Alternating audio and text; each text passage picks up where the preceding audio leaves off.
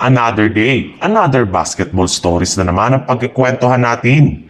At ngayon nga ay ang pag-uusapan natin ang balitang pagkuha muli ng Los Angeles Lakers kay Mark Williams.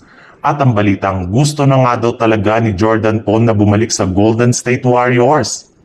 Kabila nga sa mga center na target na kunin ngayong offseason ng Los Angeles Lakers ay sina Brook Lopez, Daniel Gafford, Onyeka Okongwu, Jacob Poeltl, at si Walker Kessler.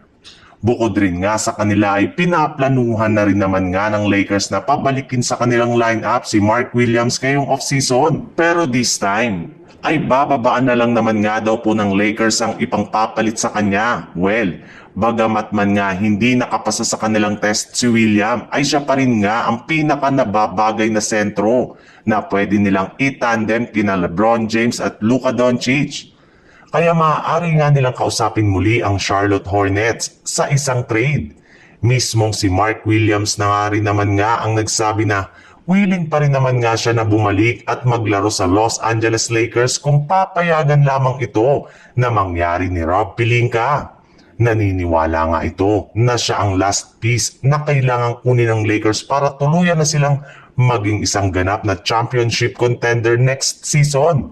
At sisiguraduhin nga po niya ito kapag kinuha na siya ng Lakers sa darating na off-season. Ayon rin naman nga sa kalalabas pa lang na balita ng isang NBA insider, hindi nga daw papayag ang front office ng Golden State Warriors na mawala na lang ng basta-basta si Jonathan Kuminga sa free agency nang wala silang nakukuhang kapalit nito ngayong off-season.